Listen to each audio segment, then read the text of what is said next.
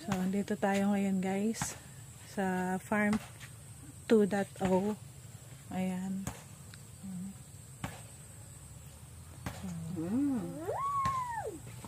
Kami po ang generic farmers. Nabasa ko yun, ha? Kami ang mga generic farmers. Hindi po kami branded. Kami po yung mga generic. Generic lang, eh. Ayan. Oh, si Jimmy Speaks Kami yung generic na nagaginagaya. Si Jimmy Speaks na hindi maputik-putikan. Oh. So kahit na generic farmers lang po si Jimmy Speaks, marami pa rin po siyang marami pa rin pong nanonood sa kanya at salamat sa suporta ninyo mga James Squad. So sasabihin ko kung may generic farmer, may organic subscribers at viewers. Kaya pagalitan na ako ni Liam. Dito lang. Ayun. Ayan, first time ni Liam dito eh, layo oh. Galing pa kami ng bayan. Oh, kumuha kami ng sahod nila at hinatid namin dito ni Liam. Hoy, it's nyahod time. It's baby time. Pare sa'yo, umupo ka ng maayos kasi. It's baby time. Ayakyat mo na lang kaya siya, tanggalin mo yung tsinelas dito niya. sa taas. Oo, dyan na lang siya. Oh, ba't mo yung slippers mo? Oh, putik pala dyan. Kanina, nagliligpit ako ng damit. Nandun ako sa kwarto ni Tresha, tapos sumilip doon sa bintana. Ate Bing! Sabi. Wala na ako. Hanap niya si Ate Bing. Wala na ako. Napudikan ka. Yan, dito ka dito.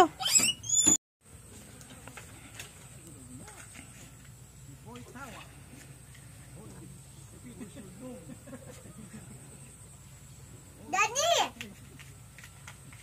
What you doing? Daddy, what you doing, Daddy? Hindi ako makapag-English pag pagod ako. Ayun, generic farmer. Daddy! Hello! Hello! Nga muna siya. Oh, sakay ka dun kay Dado dun sa motor. Oh, dyan ka na ha. Oh, usog ka dun. Kadumi mo. Bye-bye! Oo, dasakay tayo kay Desiree. Ha? Bye-bye, Liam! Oh, bye-bye kayo na nga. Bye-bye. Oh, bye-bye mo sila. Bye-bye. Uwi na tayo ka mo. Uwi na tayo. Alog-alog. Oh, bye-bye ka na. Bye-bye. Oh, sasakay daw kay Desiree ka. Kawawa naman si Desiree.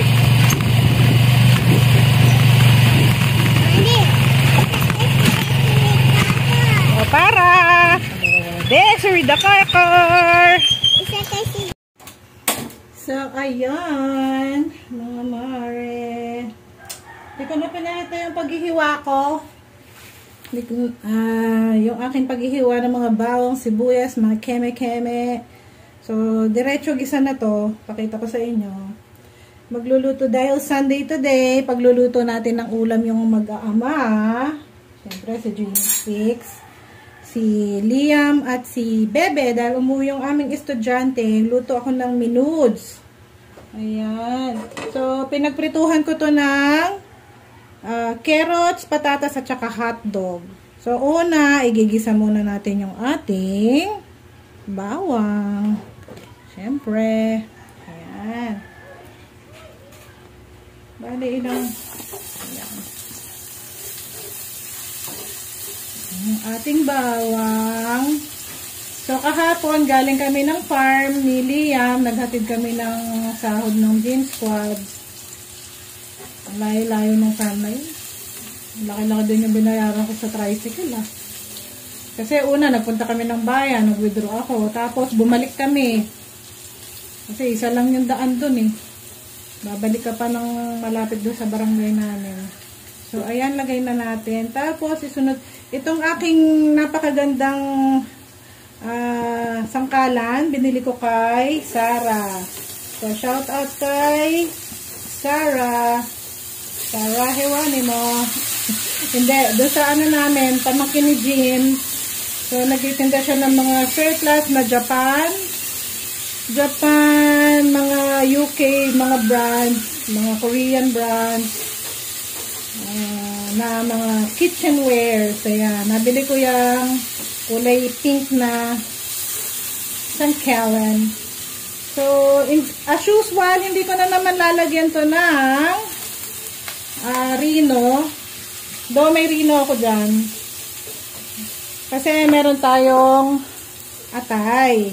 Itong atay na to, ibinabad ko siya sa toyo, kalamansi at paminta. So, iano muna natin tong atay.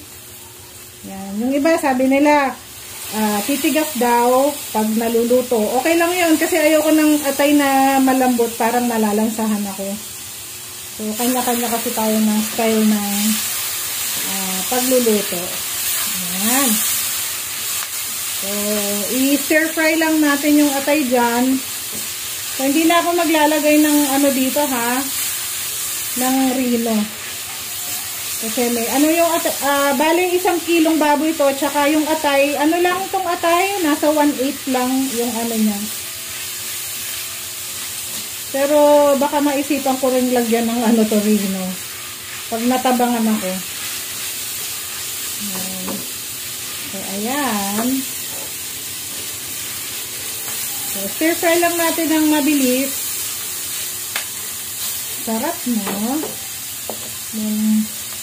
Meron tayong ating tomato sauce.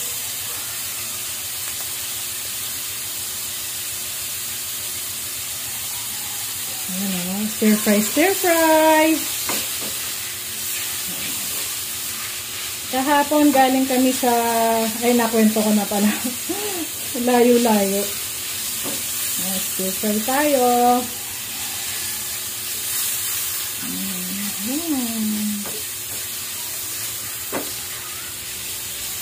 Hindi ako masyadong makapag-upload dito sa YouTube. Kasi kailangan dito yung maayos yung pagkaka-edit Ang makapag-vlog. Kasi nga, may inaalagaan kang bata.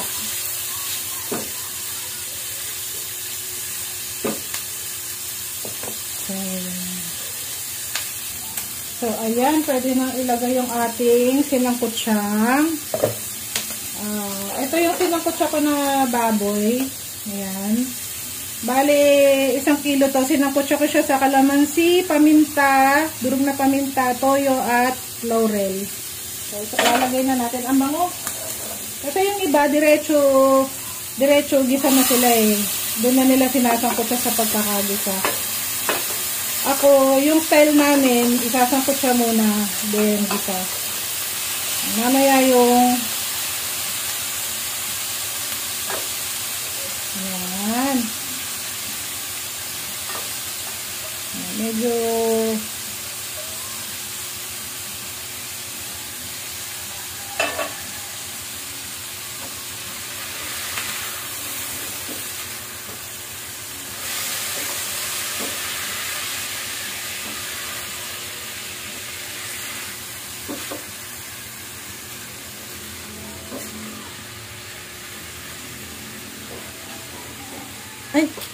ano ba yan?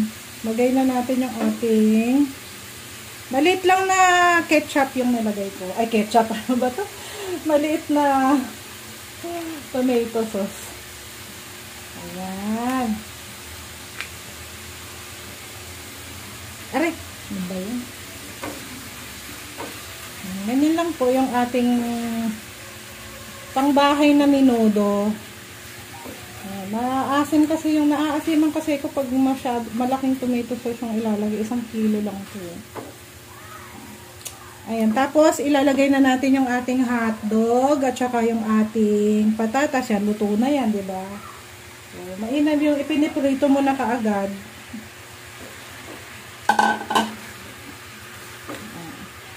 So, sa mga nag-start pa lang na magluto, ayan, pwede nyong gayahin to.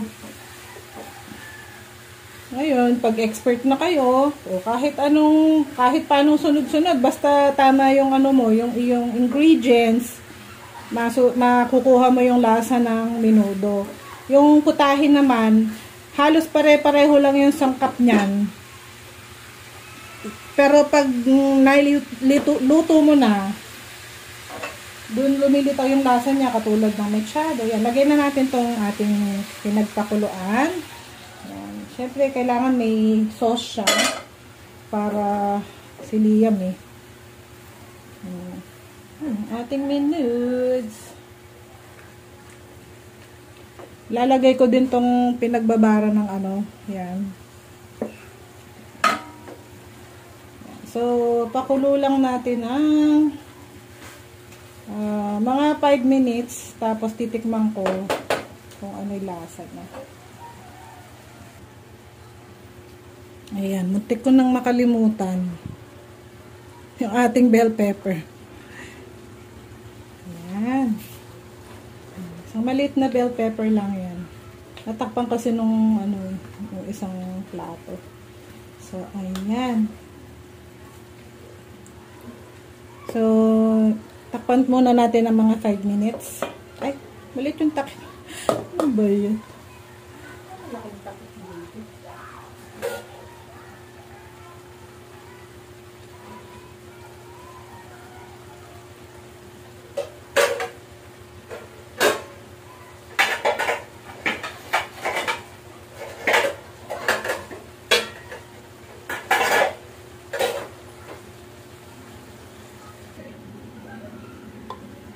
Natin. Ayun o. Ayan ang ating menudo na walang liver spread. Siyempre kung panghandaan yan, lagyan mo ng liver spread. Ako hindi na naglalagay pag mayroong atay. So, tikman natin. Ayan, ito ang ating menudo for the day. So, ito yung ulam natin. Yan, ang ulam ni Jimmy Speaks, ni Liam, at ni Ate Bebe.